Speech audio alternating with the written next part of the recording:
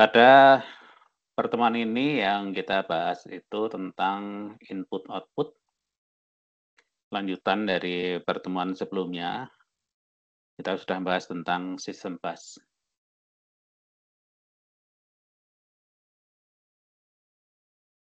Di pertemuan 10 ini nanti kuisnya 2%, kemudian tugas T10 itu 7%. Yang pertama kita akan bahas tentang device eksternal dan modul input-output. Ini 4 komponen utama komputer yang kita pelajari. Di pertemuan sebelumnya, kita sudah pelajari tentang sistem interconnection atau bus.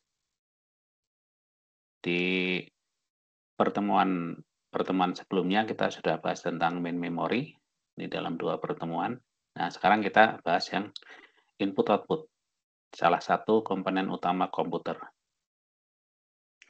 Mulai pekan depan, kita akan mulai masuk pembahasan tentang CPU. Ini yang nanti 5 pertemuan ini ya, cukup panjang nih materinya. Nah, di sistem bus kemarin kita sudah tahu letak modul input-output. Dia menjadi jembatan antara dunia eksternal dengan dunia internal, khususnya di dunia komputer ya, di dalam komputer. Jadi posisinya ada di tengah-tengah sebagai penghubung. Penghubung data internal yang menghubungkan memori RAM, CPU, ya, dengan dunia luar, yaitu semua device. Selain CPU dan RAM itu termasuk device. Ini macamnya sangat banyak sekali ya. Contohnya yang biasa kita gunakan untuk menyimpan data atau install itu adalah di hard disk. Nah, itu contoh device atau biasa disebut dengan peripheral. Itu macamnya sangat banyak, ukurannya beragam. Ada hard disk, ada flash disk, ada kartu memori, dan sebagainya. Nah, itu semua bisa mengirimkan data ke memori atau CPU melalui perantara modul input-output. Kemudian device yang beragam tadi, karakteristik dan kecepatan dalam mengirimkan data itu juga beragam. Tentunya jauh lebih lambat dibanding kecepatan CPU atau RAM.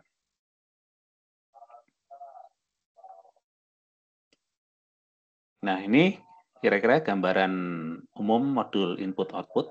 Ini dia terhubung ke data internal atau sistem bus. Di situ ada CPU, ada RAM. Kemudian yang bawah ini adalah device-device eksternal yang tadi saya sebutkan sangat beragam. Jadi modul I/O ini berurusan dengan semua jenis device. Device yang banyak itu kalau kita kategorikan bisa menjadi 3 kelompok. Ada yang termasuk kelompok human readable, dalam artian bisa diakses langsung oleh manusia. Contohnya adalah layar monitor. Kita bisa langsung mengakses apa yang terlihat di layar monitor. Printer, kita bisa langsung melihat hasil cetakannya, cetakan di kertas. Keyboard, kita bisa langsung menginputkan melalui keyboard, melalui jari-jari kita. Itu maksudnya human readable, sangat bisa diakses langsung oleh manusia. Kemudian ada juga device yang kategorinya machine readable. Ini yang bisa mengetahui isinya hanya mesin. Contohnya apa? Hard disk. Bisa membaca langsung apa isi hard disk. Kita bisa tahu isi hard disk kalau hard disknya sudah dipasang di komputer. Kemudian sensor. Sensor suhu, sensor kelembapan, itu kita tidak bisa. Misalnya kita pegang sensor langsung dengan tangan, kita nggak tahu. Sensor suhu, suhunya berapa kita nggak tahu. Nah, baru bisa tahu kalau sudah terhubung ke perangkat atau device, misalnya microcontroller ya, yang terhubung nanti ke komputer atau mengirimkan data ya. Nah, setelah itu baru kita tahu berapa suhunya dan sebagainya. Ini sangat banyak sekali. Kemudian ada jenis lain yang punya fungsi khusus untuk sarana komunikasi. Ini sebenarnya juga mesin readable ya, mesin readable. Cuma ini punya tugas yang spesifik. Misalnya berkaitan untuk komunikasi satu komputer dengan komputer yang lain.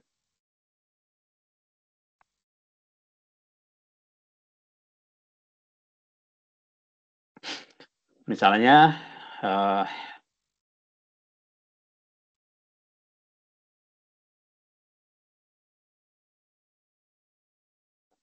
misalnya modem, kemudian LAN card, semua perangkat yang menghubungkan satu komputer dengan komputer lain, ya, itu kategorinya sebagai communication device. Kemudian device-device eksternal tadi, kalau kita bedah, maka di dalamnya ada bagian-bagiannya. Ada yang disebut dengan control logic, ada yang disebut dengan buffer, ada yang disebut transducer. Jadi apapun device-nya, kira-kira bagian di dalamnya terdiri dari 3 bagian ini. Nah, bagian yang sangat penting di dalam blok diagram device eksternal ini adalah yang disebut dengan transducer. Transducer ini fungsinya adalah mengubah satu bentuk data ke bentuk data digital dan sebaliknya. Maksudnya gini, yang di sini panah keluar ini adalah bentuk data yang selain digital. Misalnya apa? Misalnya mouse. Mouse itu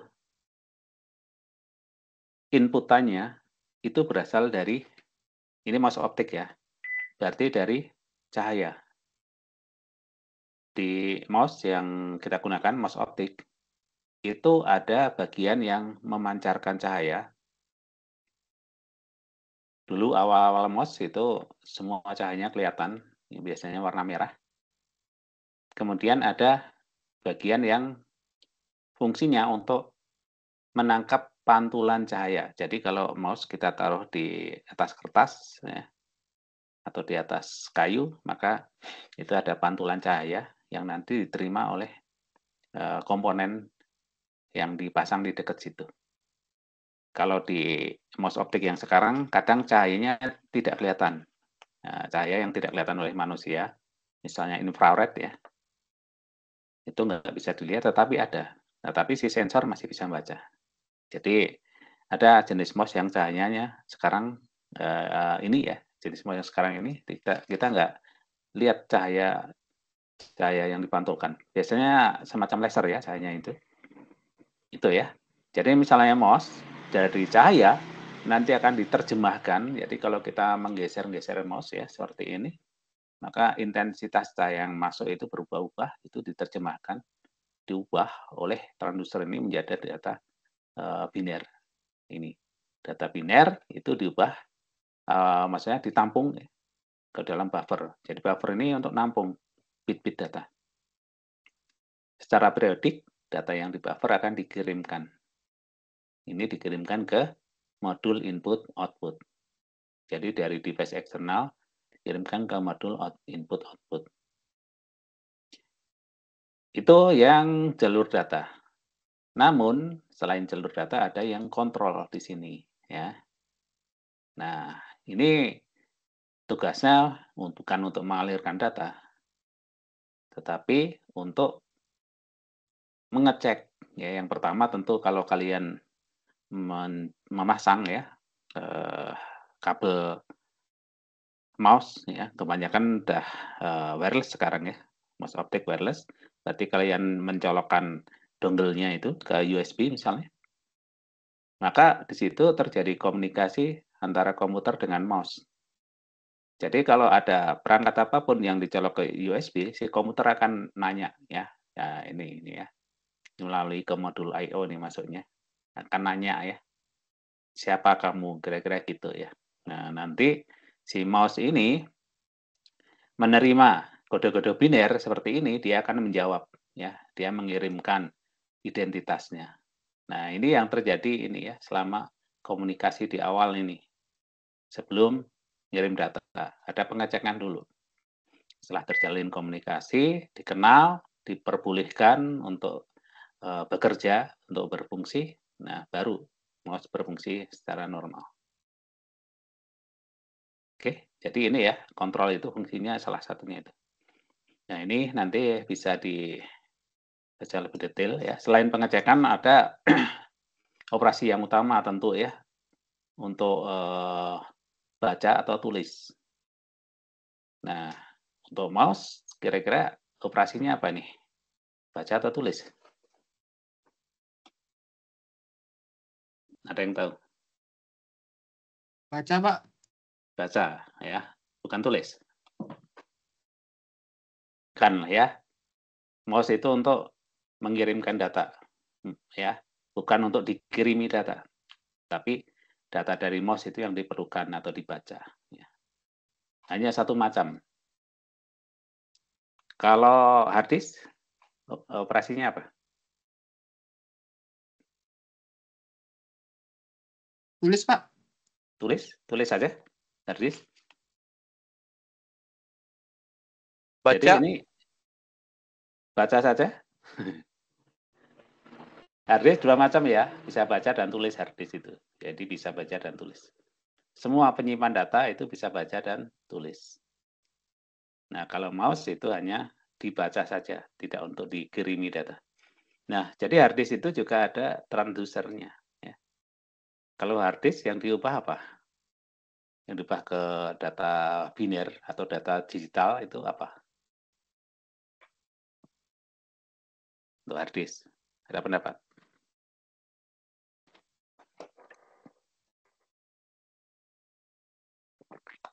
Kalian udah belajar hard disk kan? Ya, harusnya tahu dong apa yang diubah menjadi sinyal digital atau biner.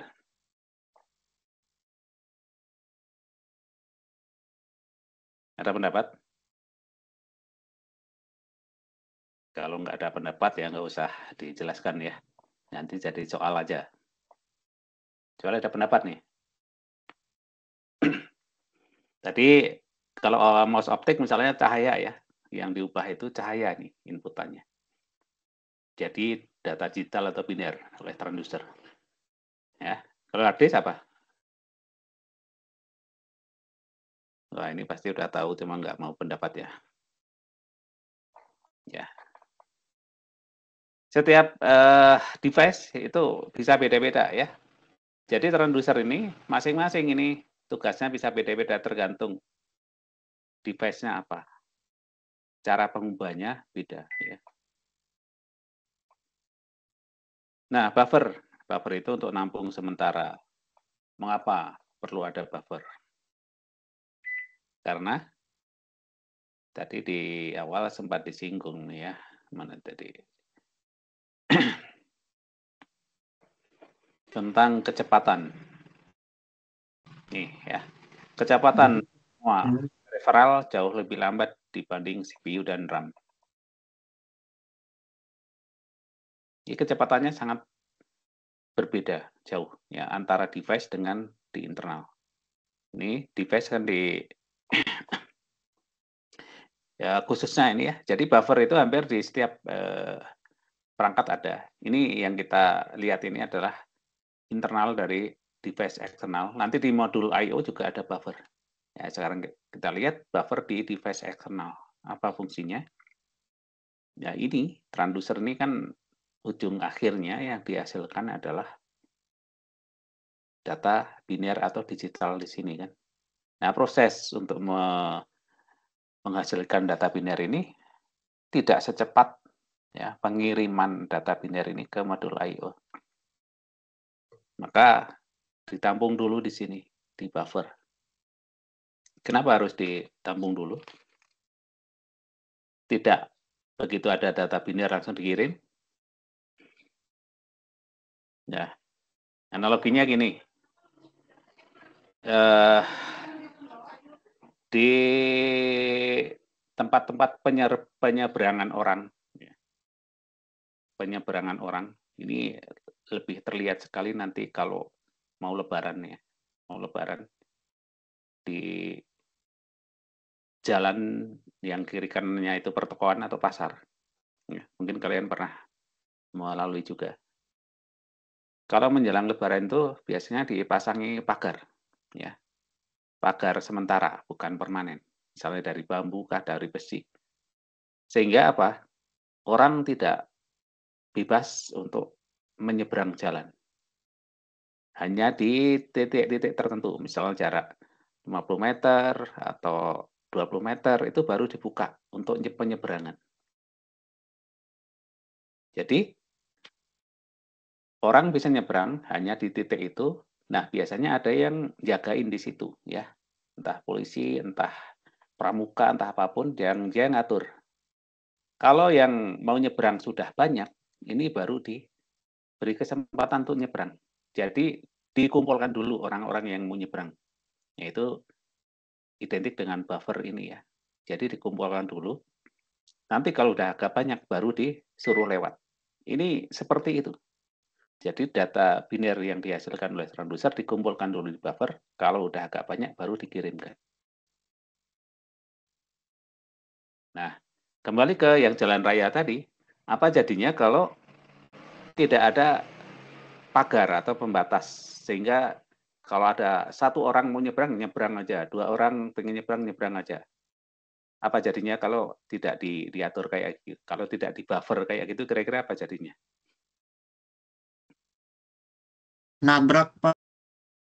Nabrak, terus apa lagi? Efeknya terhadap pemudik ini biasanya ya. Pemudik itu lintas Macet. kota, Macet. macet. Yang jelas macet. Karena dikit-dikit kendaraan atau mobil yang lewat harus berhenti. Dikit-dikit berhenti. Karena ada orang nyebrang, ya, itu di sepanjang jalan mungkin seenaknya nyebrang. Nah, beda kalau ditampung dulu. Ditampung dulu, maka selama ada yang nyebrang, di situ baru berhenti. Tapi kan terus cepat ya, misalnya 10 orang nyebrang. Nah, itu kan waktunya lebih cepat daripada nanti satu orang, terus satu orang lagi. Nah, mobil bisa terhenti lebih lama. Di counter seperti itu tujuan buffer. Ya. Kenapa data dikumpulkan ya? Biar tidak mengganggu proses yang di sini. Bisa ditangkap ya intinya ya, kenapa harus ada buffer ya. Jadi buffer itu diperlukan kalau terjadi perbedaan kecepatan. Kalau di jalan raya, perbedaan kecepatan mobil dengan kecepatan orang yang nyebrang ya. Ini juga. Ada yang mau ditanyakan tentang ini? Internal dari atau blok diagram device eksternal? Nah, nanti kalau soal-soal biasanya ini. Tadi kalau mouse gitu ya, itu ada beri cahaya gitu ya, yang diubah gitu kan. Nah, prosesnya kan baca, berarti cahaya dari sini kan, diubah oleh transducer menjadi biner. Hanya satu arah. Kalau device lainnya apa ya? Sensor misalnya. Kalau sensor gimana? Kalau printer gimana? Tadi saya tanyakan hard disk ya, belum ada yang pendapat. Kalau hard disk gimana? Nah, soal-soalnya semacam itu ya. Disuruh menceritakan ya. Apa yang diubah. Ya, kalau dua arah, misalnya penyimpan data, hard disk, flash disk, berarti di sini bolak-balik nih ya. Dari digital ke bentuk yang di media penyimpanan tadi, dan dari media penyimpanan ke digital kembali. Ya, itu bisa dua arah nih. Kerjaan transducer nih berarti harus bisa ngubah dua macam ya secara bolak-balik. Oke. Bisa dipahami? Tidak ada pertanyaan? Tidak ada pertanyaan tentang device eksternal? Ini contoh kecepatan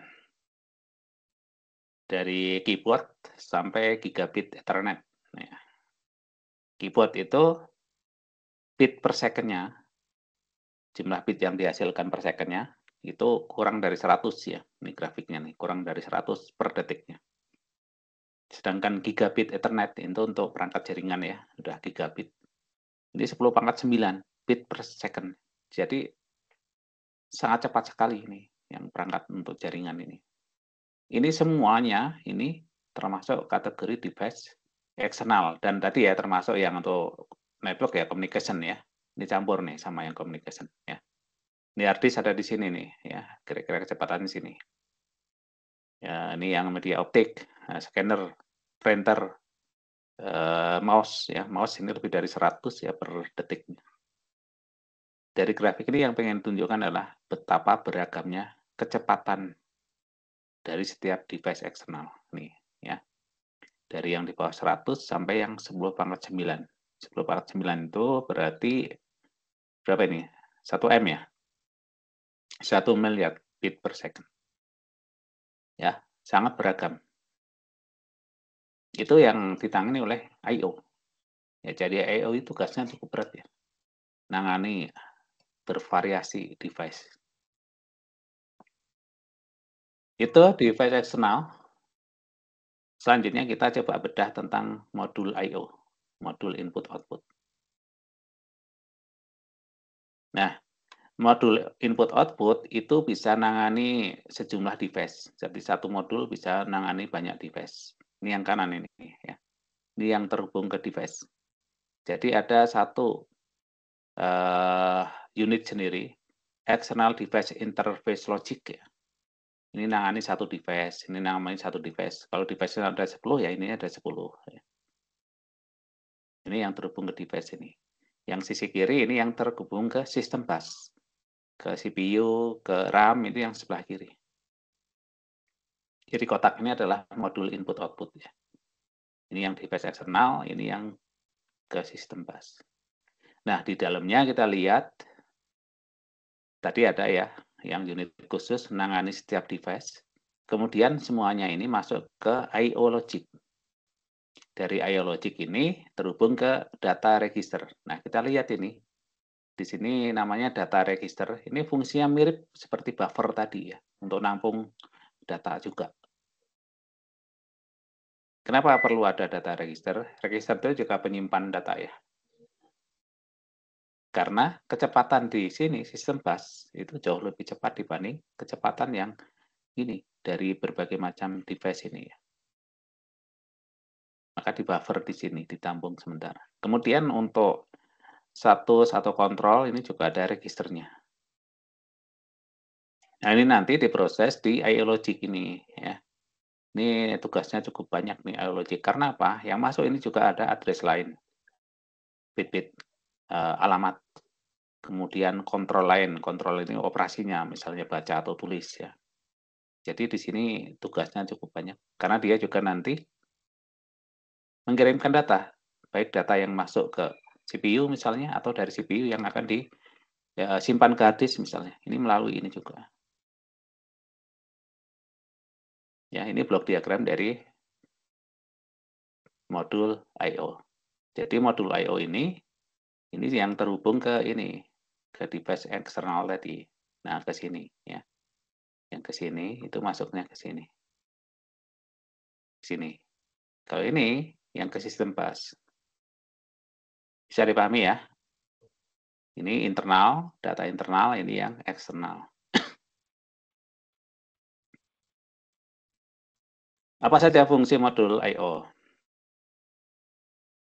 Cukup banyak. Ya. Yang pertama adalah untuk kontrol dan timing. Kontrol dan timing ya, di sini mengatur aliran data dari internal ke eksternal. Internal itu CPU, RAM, eksternal ya berbagai macam device. Nah, ini contoh prosedur ya transfer data. Ini misalnya CPU memeriksa status device melalui modul I/O. Misalnya CPU mau menulis data ke hard disk, nah, itu ngecek hard disknya siap apa enggak. Dia ngecek kesiapannya ya melalui modul I/O ya, karena modul I/O kan di tengah-tengah. Nanti modul I/O yang akan menanya kesiapan ke hard disk ya. Ini device-nya memberi respon ya, misalnya siap. Jika siap CPU, oh ini ceritanya ini baca ya, karena ini CPU minta agar device mengirimkan data ya. Misalnya CPU minta data dari memori lah ya. Kalau memori nggak perlu modul I/O ya, berarti kemana? Ya ke hard disk lah ya. Nah, CPU minta data. Jika device-nya ready, CPU minta dikirimkan data. Kemudian data dikirimkan dari device, misalnya hard disk ke modul I/O meneruskannya ke CPU. Oke, ini contohnya. Yang kedua, sebagai sarana komunikasi CPU. Nah, ini maksudnya adalah kalau CPU pengen mengirimkan data, misalnya nulis data ke hard disk melalui modul I/O. Ini ya, ini aktivitas ini yang dilakukan oleh modul I/O. Oke ya, tinggal dibaca saja ini. Yang ketiga, sebagai sarana komunikasi device. Ini sebaliknya. Kalau dari device ingin mengirimkan data ke CPU atau ke memori, misalnya dari hard disk ya, maka melalui modul I/O. Ini contohnya aktivitasnya. Yang keempat, sebagai buffering. Nah, buffering seperti tadi fungsinya adalah menampung sementara waktu. Kenapa perlu buffer? Karena terjadi perbedaan kecepatan antara data internal ya, sistem bus, dan eksternal. Itu sangat jauh kecepatannya. Kecepatan hard disk dan kecepatan RAM itu sangat jauh. Maka ditampung sementara di buffer. Jadi fungsi buffer bisa dua macam. Kalau data dari CPU, maka buffer ini langsung menyimpan semua data yang mau ditulis yang dikirim dari CPU. Nah, nanti diberikannya ke device, misalnya hard disk, itu secara sedikit demi sedikit sesuai dengan kemampuan hard disk menyerap data. Jadi buffer menampung udah penuh dulu ya, terus dikeluarkan dikit-dikit. Tapi kalau data dari device, misalnya dari hard disk, itu datangnya kan tidak sebanyak atau sebesar kemampuan CPU memproses data. Maka data dari hard disk dikumpulkan dulu sedikit demi sedikit, setelah cukup banyak baru diberikan ke CPU melalui sistem bus. Sehingga sistem busnya tidak terlalu terganggu ya. Kalau setiap ada data masuk dari hard disk langsung dikirim ke sistem bus, maka sistem busnya akan jadi lambat. Efeknya ke situ, maka di buffer dulu ya. Seperti kalian kalau misalnya lihat video di YouTube, kemudian jaringannya agak lambat, maka mungkin kadang-kadang kalian lihat pesan ada buffering, ya video buffering. Nah, itu mirip seperti itu. Jadi data dari internet, data videonya dikumpulkan dulu di buffer ya, di komputer Anda, di buffer. Kemudian setelah agak banyak baru di play, sehingga yang tertampil itu apa? Ya videonya normal, ya tidak patah-patah. Itu dengan buffering seperti itu. Yang kelima, fungsi modul I/O adalah untuk pendeteksi kesalahan. Kesalahan itu sebenarnya dari device sumber asalnya ya. Kemarin kita sudah kasih contoh misalnya untuk printer, di situ ada sensor yang mendeteksi apakah kertas habis, apakah tinta habis, apakah ada kertas nyangkut ya, paper jam. Nah, itu ada sensornya.